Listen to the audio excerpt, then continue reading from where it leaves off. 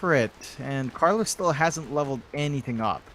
He's being really patient as to see what he wants to do in that lane. And speaking of that lane should still be pretty stable coming out, right? You are expecting Saberlight to just kind of work that lane as best as he can.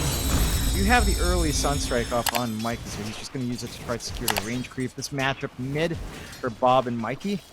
Again, it's not something that you'd expect the puck to completely shove the Invoker out. At the same time, the puck should still have enough play to get his own farm going. So Bob just shouldn't get crushed as much as he was last time. Absolutely. Bottom lane, Zeno actually went for a level 1 Kraken Shell to try and reduce some of the damage he's going to be taking from this Jakiro and this DK, which I actually don't hate. Also, if it procs, can get rid of the dual breath burn, so not too bad. But yeah, there's going to be a lot of harassment coming out from the double dragon lane like you were talking about. And I'd have to imagine he's probably going to go like a, I don't want to say 1-4-4 on this Tidehunter, but probably something close to that. Yeah, I think that is how you're going to have to go. And just play around Anchor Smash, try to get tankier in lane, go for your early aura item. Maybe just a Hood of Defiance in this lane is probably going to be a lot of value coming up from Tino. And with level 1 Kraken to protect yourself, you just don't farm that quick. So you're just going to have to hold a lot of creeps and a lot of EXP back until the level 2 starts to come in, which is something Shopify can use. Like, there's no threat from the lane. It's very passive. Fly can just go for uncontested pulls, and Arteezy's under no threat. He can be left alone for a very long time. Yeah, especially once you get that second or even third point in the Dragon Blood. I don't know if I see a lot of people in the safe lane Dragon Knight position actually going more than maybe a couple points into the Dragon's Blood, because Breathe Fire helps you farm very fast. And I'm also curious what item build he goes, because we saw a Radiance DK come out the other day from Ramses. Kind of a little lackluster in that game specifically. Not necessarily a bad build, but didn't really work for the game. And I'm curious if he's going to do something similar, or if we're going to see like Hailstrom, Sleep Penta, or what. So, we'll see. It's open enough for Arteezy. Up top, a lot of harassment coming out from Carlos. Again, the lanes from Shopify are pretty damn aggressive. You can just go for Cogs, try to run down. The Night Stalker is fairly tanky, but he doesn't really fight back when you are isolated like that. And there's not too much Carlo can do besides just trying to Crystal Nova. You can't really chase down Clockwork when he does have boots up. So, overall, you have a pretty good lane for Saberlight to just keep farming in. You aren't stopping Palos, despite that harassment, though. Like, he is still getting the CS he wants. But you're also not stopping Saberlight. That Dominator time is still going to be on point. Yeah, I feel like the lane's going to be a little bit passive here for at least a little bit longer, because we're going to need the nighttime for the Night Stalker, and that's when Palos really comes online. And until then, it's like we're gonna, for Shopify, it's like you're gonna be playing off the back of Sunstrike connections, and we don't have stun bottom lane on the DK, we don't have Jakiro with an Ice Path.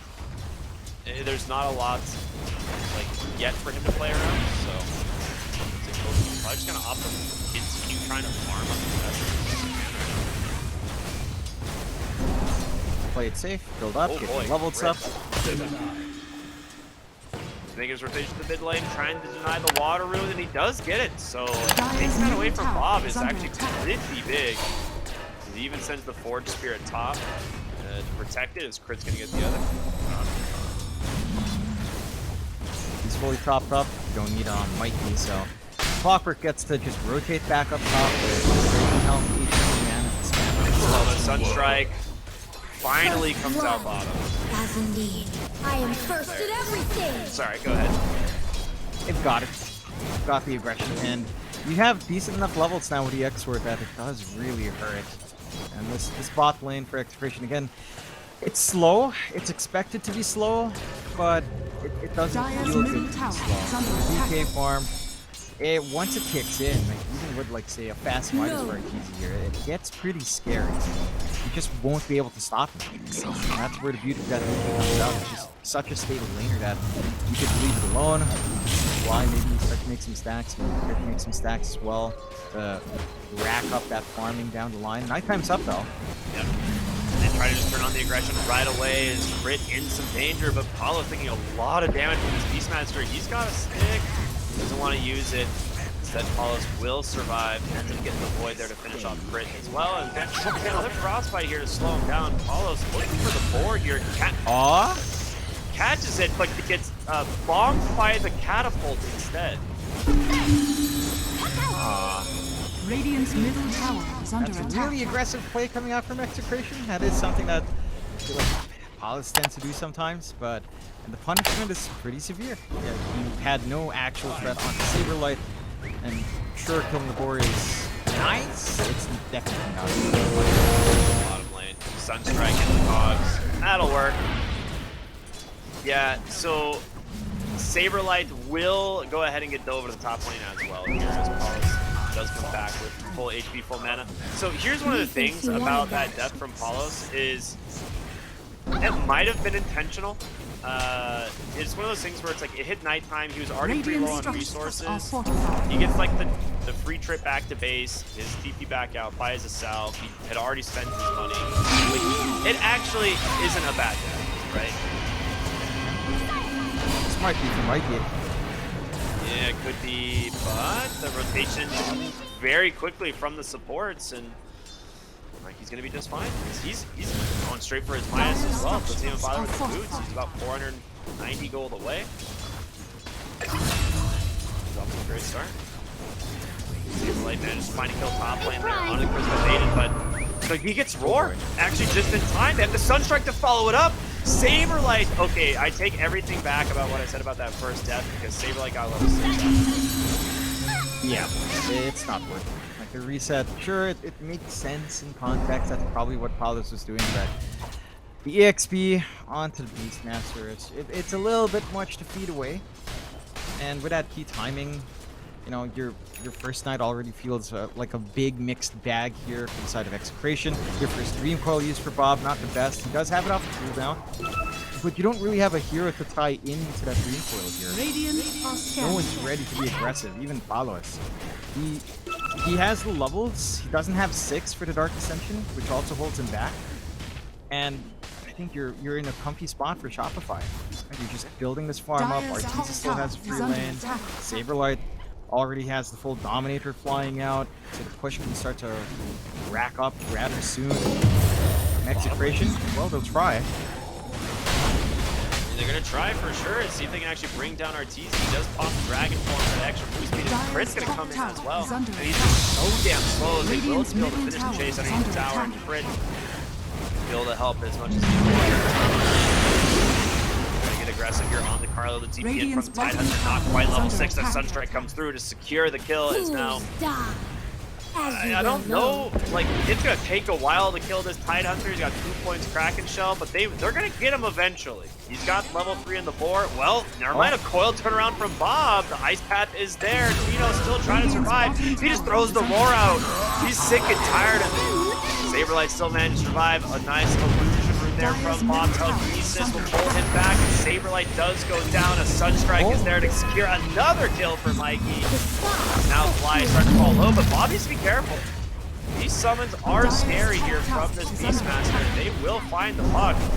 We'll get the science there, unfortunately off the mark with Hadouken.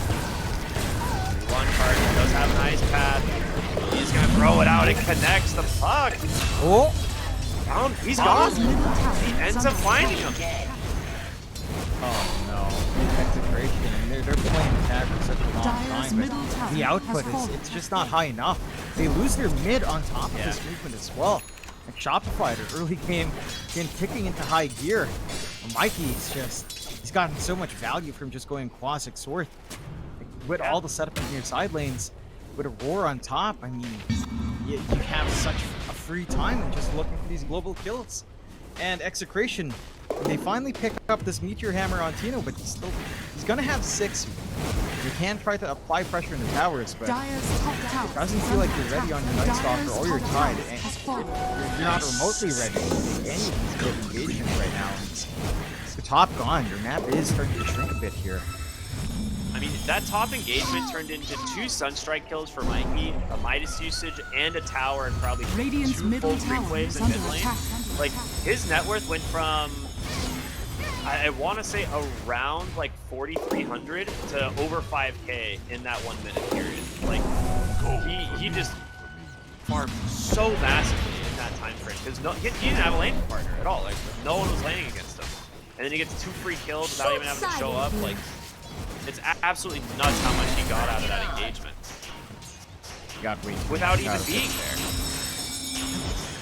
It's just too much. The Marky gets. Hey, you do at least clear out some. They have an invisible. They have a sentry though already placed. Oh no! Does manage to juke out for the moment, and Crit does not manage to catch the cog, but a nice fight breaking out top lane as well. They kill off Palos. They manage to still run him down, and they're just not ready to be aggressive here. Telekinesis will build a pulse into the towers. They will trade for Crit here, which is nice, but it seems like you have this unstoppable Beastmaster in top lane right now. I don't know who can actually play against him in the lane. Like they tried for the Night Stalker into him, and he gets Roar macro fired instead. My powers are already beyond your It's not there. You don't even have the solution to the Dominator creep. The shard is not something you'd want to necessarily rush in your pods. One, it's going to be a while until Palos has something like that just to take care of these pesky creep armies that Saberlight just keeps bringing out. An Execration, well, Tino is going to jump now. Even a great Mikey in the bottom lane. I mean, he's got the right click damage instead. Carlo looks like he should be safe, but Artur will have to work on this tower as soon as he's also got the money for his Midas. They're hitting their strides here. Shopify Rebellion and Execration. And their tempo is still going to come out. Palos is trying to rush this Radiant and the Night Stalker, which it is a good item, a Night Stalker. The timing also doesn't look like it's going to be all too bad. But it just feels like your Night Stalker can't play early. You know, like something like Echo Saber, you're going to be online faster. You run down heroes. Bob will try here. The question is, can they actually finish him off? He's falling super low. He does have Roar, but nice telekinesis into the coil snap. Good play there from Shanks, so they do find the kill. Arteezy rotates up the top side of the map. Something here. They pull up the slows here on the wall. No Dragon Tail for a few more seconds. As that did get dodged out, so no way to continue the chase. I think force a response here from Shopify, which is quite nice. And Radiant structures that is are good fortified. stuff. You're getting some room out to get at least some farm onto Tino. Radiant's So bottom your tower Tidehunter is is pushing under down attack. bot with a Meteor Hammer. Radiant's Tower should bottom fall. tower has You're fallen. equalizing with the map just a little bit. The vision game from Shopify is way too good though. Like their Boras are getting so good. Their Hawks from Saberlight are big. They missed the Radiant's fall. middle tower is under I don't attack. think it matters too much. I'm missing out on that kill. A little bit optimistic to fight the Night Stalker down with a puck around. So the one thing that Execration doesn't have a grasp on is that vision gap. You just can't match a Beastmaster plus Clockwork and these wards coming out. They don't spot them. Shopify Rebellion can just keep being aggressive. Keep hunting down, keep trying to punish when the opportunity presents itself. I will say I am impressed by Execration having like stemmed the bleeding here a little bit because, I mean, they were behind, what, 4,000 gold a couple minutes ago. They've managed to kind of stabilize and even things out, and now it's up against a double minus here. That being said, it's daytime, so it might get a little bit worse here before it gets better because you're still pretty far from that radius to follow. And that's going to be like the moment when this Night Stalker kind of starts becoming a game, but still a bit more of a liability. Meanwhile, a nice hook shot into Dragon Tail will find the Rubik. Beautifully done. Really didn't want to have to lose out on Shanks. He had a pretty nice stolen spell. He had the Dragon Tail on hand. It's probably really easy to steal anyway, to be fair.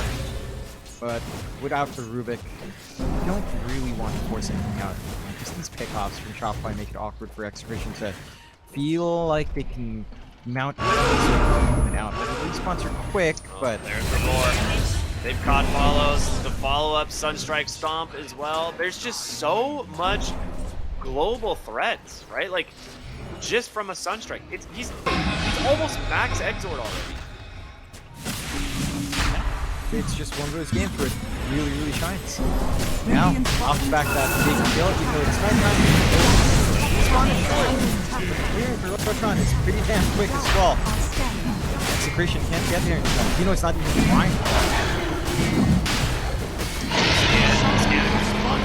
and Shot Supplies know exactly what's going on, and Saberlight trying to scout things out here with the summons, but doesn't seem to be worried all that much.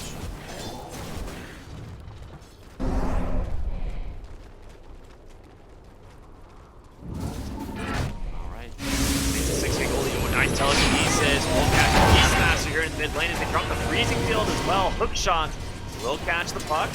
There's a nice path to stop Carlo on the backside from channeling that up. Buff will be just fine here on the puck as well, so that's a good pick off once again, being able to find the Beastmaster. They're just getting some punishment out. You still lost the Aegis, but you're finding something in exchange. You're getting this farm up on Casino. His pipe is almost done. Sustained through a lot of his natural output, although does it again, the Madman crit. They pop the Dark Ascension. Night Stalker will be able to find himself a nice kill instead. Arteezy turns his attention over to the Rubik. Gets that kill. Really smart, otherwise steals that Dragon Tail. And now they turn around on to Jakiro, unable to survive this for now. Bob, though, taking a lot of damage here from the DK. As Saberlight's just going to walk on over, help secure it. And he's just blinks on over, stuns up the Night Stalker. Instead of a triple kill for Arteezy. Dude, so much money just going his way off the back of this. They play hyper aggressive there on Execration. Just keep running around, and the weirdest thing is this is the space for, of all people, that's the Ravage, but Nutriham doesn't connect. That's just a defensive Ravage, right? Like, he just dies to the Invoker if he doesn't do that. Structures are fortified. It's not a great feeling right now for Execration. Like, they are trying to play fast, they understand for Tino to be the one soaking up the space, it doesn't feel ideal. Like, yes, the pipe is going to be huge value, but is it really worth sacrificing your Pause 1 and Pause 2 for that? It's hard to feel like it should be worth it. Might be trouble instead. Arteezy with the blink that's done. He catches the puck, and the Sunstrike is there.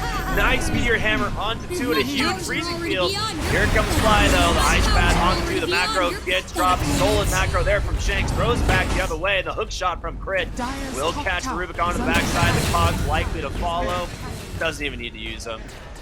Finds the kill anyway. Arteezy wants to go for more. He's got a blink dagger. He's looking for an opening, but decides maybe I should die. Yeah. You don't need to. Dire's top tower has fallen. You don't have the Aegis. Unfortunately, Mikey has that privilege, so can't really go too ham here, but they clear out the top objective. They're going to be able to cut through the mid just a little bit, put the creep waves down. They still have a lot of time left on the Aegis as well, a good 2 minutes left. And Palace is inching towards the Radiance. It's not full gold for it now. So there's that big timing. But this is just Phase Boots Radiance Night Stalker. And at this point, I think you really want BKB to be able to stand up front here, but you're nowhere close to that. You're nowhere close near your blink as well. Oh. Even with a Radiance, you're just a sitting duck if all the spells are committed onto you. He needs the Shard. Like, you actually have to have Shard on Night Stalker, which is actually such a problem too. So he needs to get the Shard and then BKB. One of the biggest problems with the Night Stalker right now is ideally you want this Radiance as close to that 15-minute mark as possible, so you get that full 5 minutes of farming with this Radiance during that night time. But he has 1 minute left. You know, it is a really rough timing. I don't know if it's going to be enough for him to bounce back, but he needs a lot more. Radiant's top tower Need to make a lot of space for this Night Stalker. We need to keep stalling. I mean, you say make space for Palos, but Palos keeps joining in these fights as well. And it's Tino who eats up that space. He has the full pipe, so maybe he's more willing to fight now. You have a Ward Sentry kind of revealing everything. Rock it on. Rock it on. Look at the aggressive vision here, both in front and behind the tower. Carlo will go for the keyboard. Radiant's top tower is under attack. Dire's middle I'm tired of this. DK gets to work here on this tower. Dude, with Alacrity, Yasha, and the Beastmaster, he is attacking so Dire's fast. middle tower has fallen. It's just fucked up. Way too much. His output's pretty decent now as well. Like, with just the Elder Dragon form of level 2, he's effective. And Execration's down to just 1 outer tower. Like, their timings, it just feels way off. 9k behind. shard for Palos is going to be coming out soon. Nighttime is down. You have Dark Ascension, Radiant are but scanning. how do you actually start these fights on Execration? You have no one that really jumps the backline outside of Bob. No one's going to be able to follow when it's up. And those blinks are just a pipe dream. You just need so much more on Palos. And I'm not sure if he even wants to rush the blink right after this pipe now.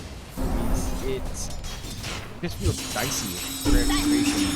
And their lineup can still fight back. You have seen some decent stolen spells from Shanks, but most part, Shopify are dodging, getting pickoffs, going back to farm, going for objectives after a pickoff, but they were just so disciplined.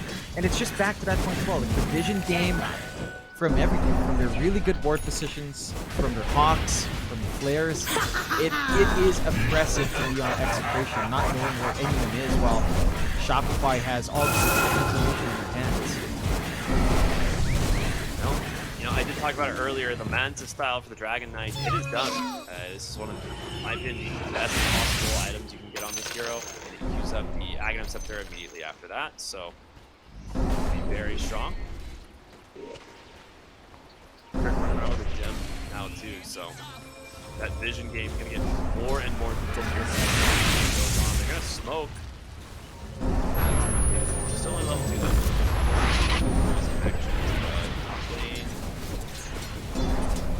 If they find Palos, it'd be absolutely right now, but he is doing a good job at hiding in the trees. The problem is his day vision is terrible, so see if they find him. They got vision of course, they know exactly where he is, and RTZ goes in, gets us on the ice path, they'll follow Crit. They're gonna try to offer some assistance. They don't even bother with the Sunstrike. They find the kill.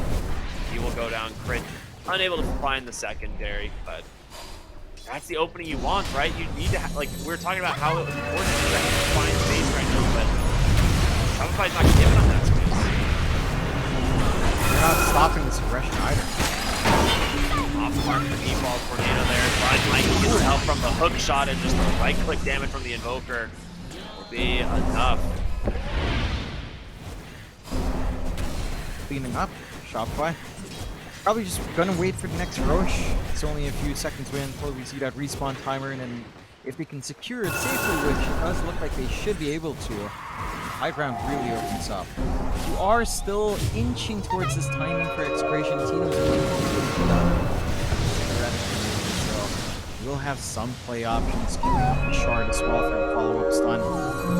Like there is team fight in Execration once that's up, but I don't know, man. Like Carlo being at level 10 is pretty painful, although. Like breaking out the top side. There's going to be a nice Ravage connecting, but RTZ gets the spell on the Night Stalker.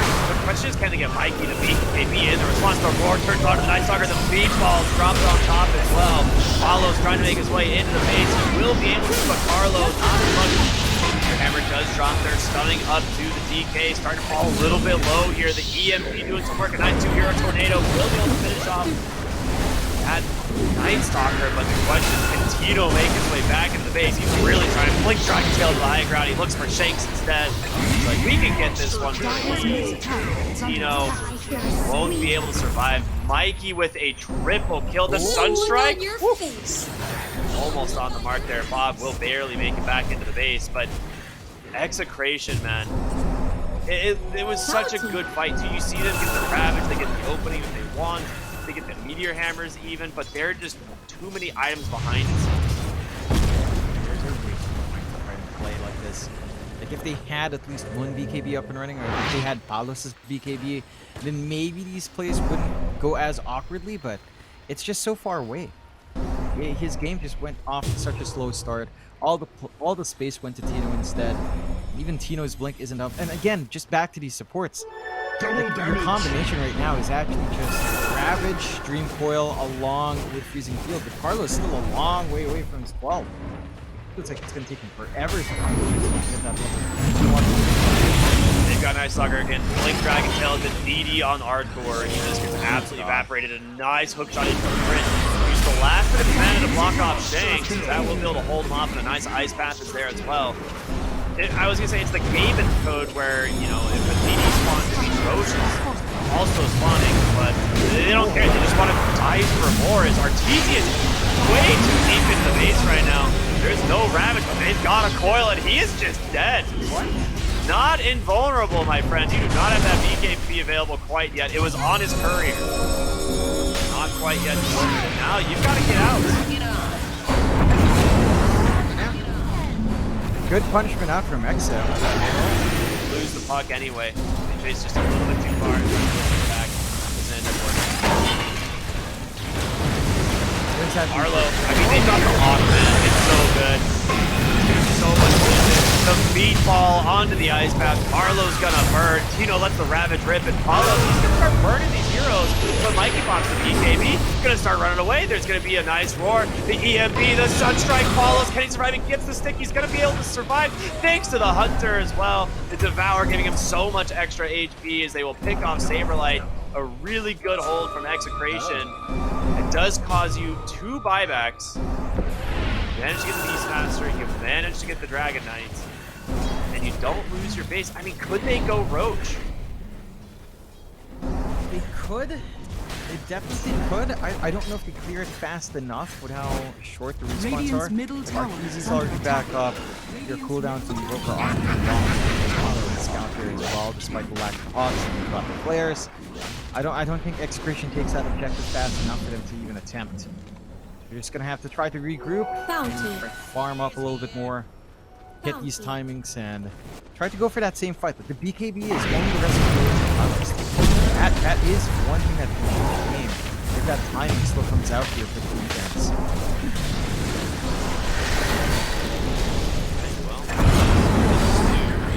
Master response to bottom lane. Mikey, this soul kills off follows. God. He's gone.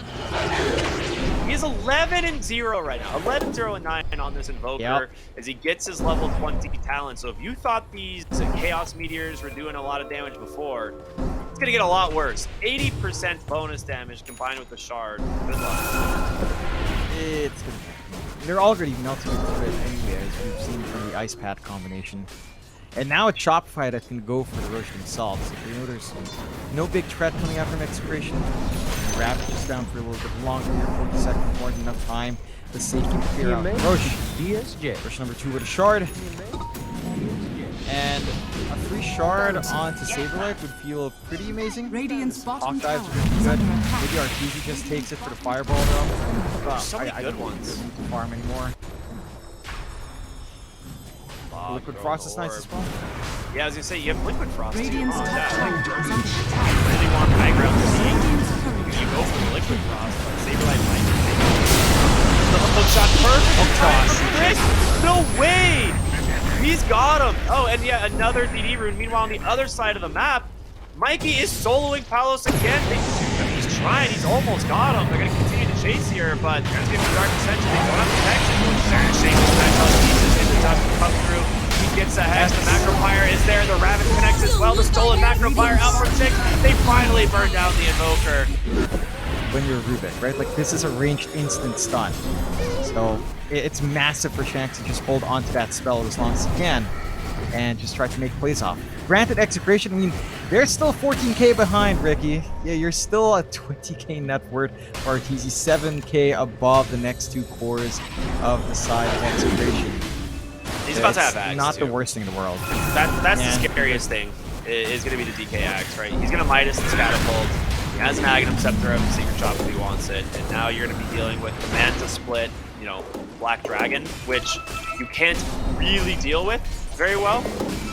So we'll see what they can come up with on an Execration to maybe handle that. But still got an Aegis for 2 more minutes as well.